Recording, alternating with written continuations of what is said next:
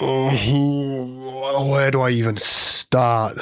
In the space of about 24 hours, we've taken our rightful spot back in the cook chair as we lose out on another signing. The fans rightfully went into meltdown. Luke Edwards tries to do the usual propaganda for the club and put out something to at least control the damage. So he put out something about Bruno that could be somewhat considered as positive, only to be called out by someone that's a pretty reliable source. So the circus that is Newcastle United is well and truly in full fucking flow. It is feeling more like the Ashley era by the day at the moment, just repeatedly being made into the laughing stock of the Premier League. But luckily, having been there before, we're sort of well versed in dealing with this thick skin, you might say. So yeah, let's delve a bit deeper into all of it.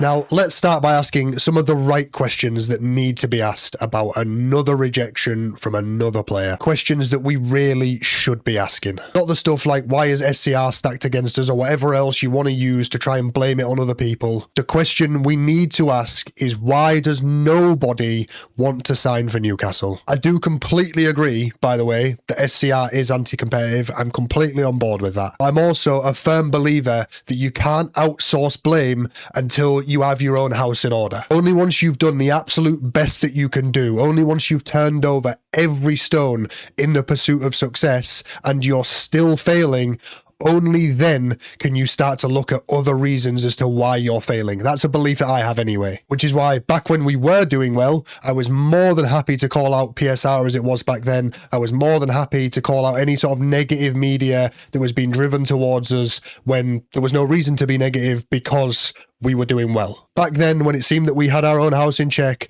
back then, I was more than happy to look elsewhere. But right now, the reality is we don't have our own house in check. We haven't turned over every stone possible, and that's where we need to be looking. We need to be looking at ourselves. So let's start first by looking at the Manzambi rejection. Why has he rejected us? Because that's got absolutely fuck all to do with SCR, because he's gone to a club that have just as bigger problems with SCR as we do. A large part of the reason he's gone there is because they can offer European football consistently. At best, we can offer it once every couple of years as Eddie pushes on with one game a week, manages to get us back into Europe, and then inevitably collapses when we're in Europe and it goes back to 2 games a week. So that's a pretty simple, no-brainer of a decision there for Manzambi between the two projects. One project is consistently pushing forwards, linearly progressing, and is at the hands of a man with a strong reputation across the whole of Europe. The other project has absolutely no linear progression, is all over the place,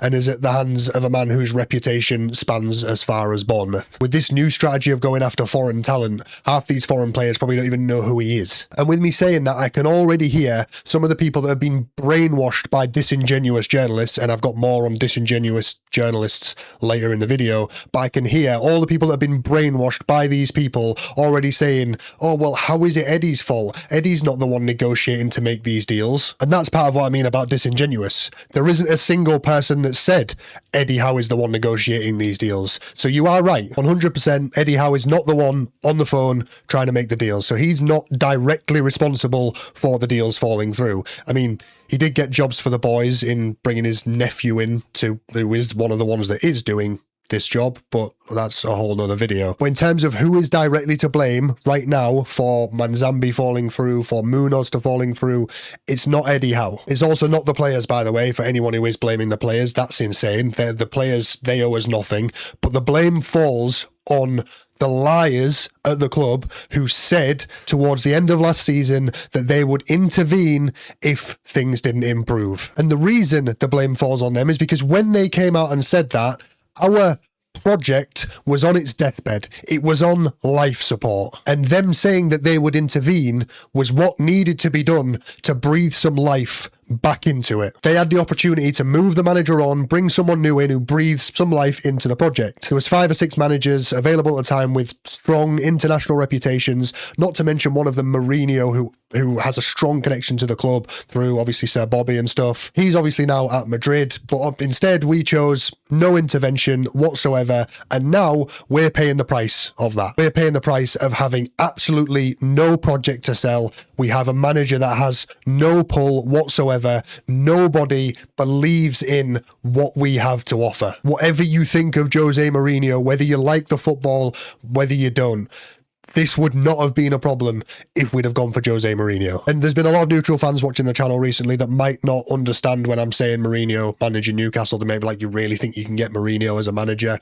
Mourinho has a really strong connection to Newcastle through being an understudy to Sir Bobby. So there's a strong connection there. And there's been a lot of speculation over the years and things that he's said over the years that sort of paint the picture that he would be quite keen on managing Newcastle at some point. But regardless of whether you think we could get Mourinho or not, there was an opportunity to breathe life back into this project. It wasn't taken. We're now paying the consequences. And a lot of people make excuses for Eddie Howe. I was guilty of doing it towards the start of last season.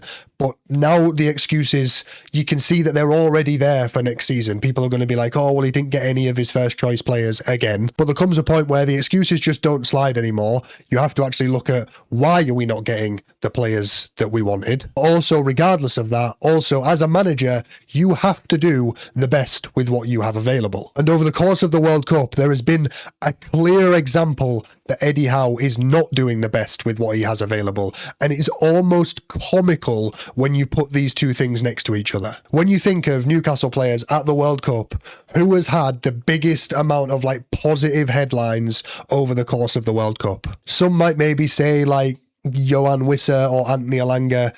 I would say it's Dan Burn, the man who has taken the country by storm with his role of coming on in the last 20 minutes when you're defending a lead. Tuchel has seen what Dan Burn's got in his locker and used them strengths incredibly effectively to just shut up shop and see games out. This is a player that all season Eddie Howe also had.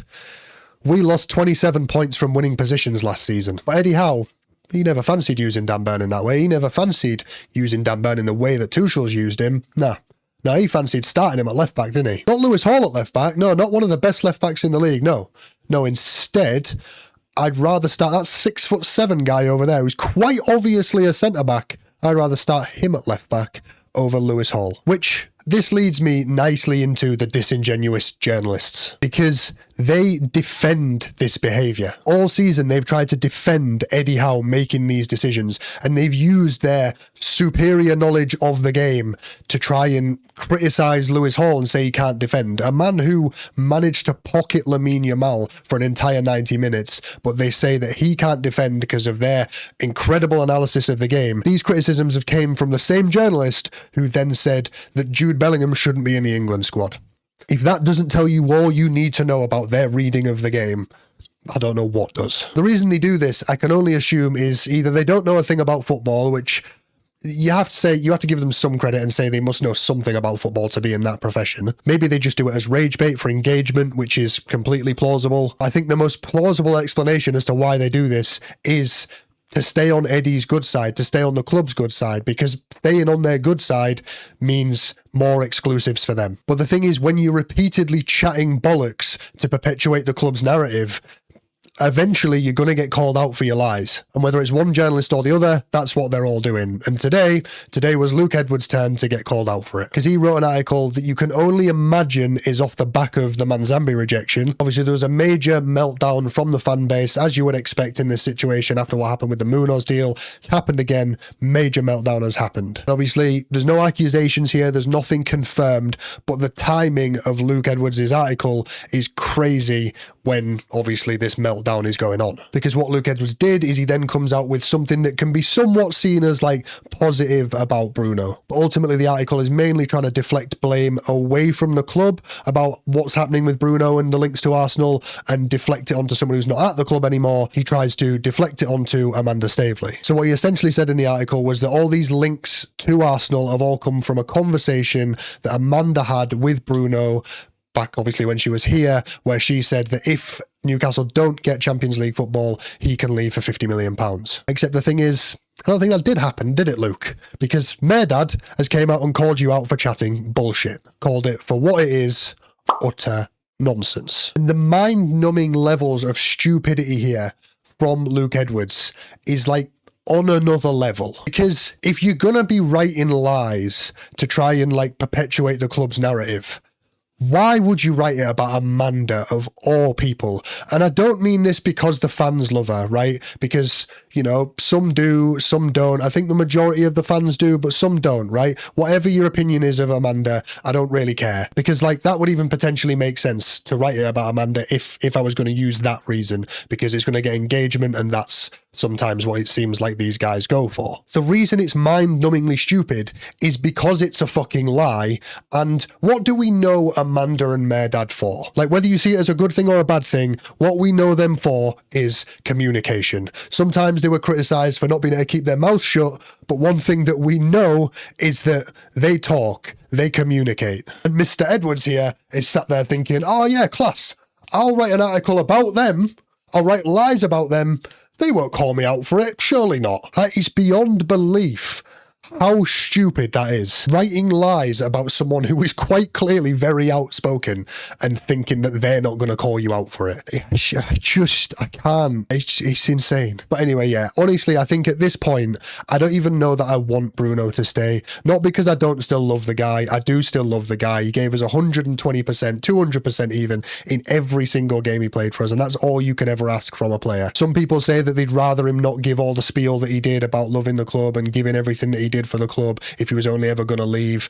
I'd much rather we have more Brunos and less Tonali's. Tonali never really seemed like he wanted to be here. I'd rather people came and gave everything whilst they were here, and we just have to try and manage our expectations as fans. But the reason why I almost don't want Bruno to stay at this point is because I think that he deserves better than this absolute fucking circus that we are at the moment. Like, I think I'll feel a genuine sense of guilt if we make him stay and then we're festering in the bottom half of the table next season and he could have been somewhere else winning trophies. He deserves better than the shit show we've become. I pray between now and September this all turns round, and in some like amazing miraculous scenario we also keep Bruno, we sign loads of players, and we can go into the season with genuine optimism that we can also potentially get back into Europe and Champions League and whatever else.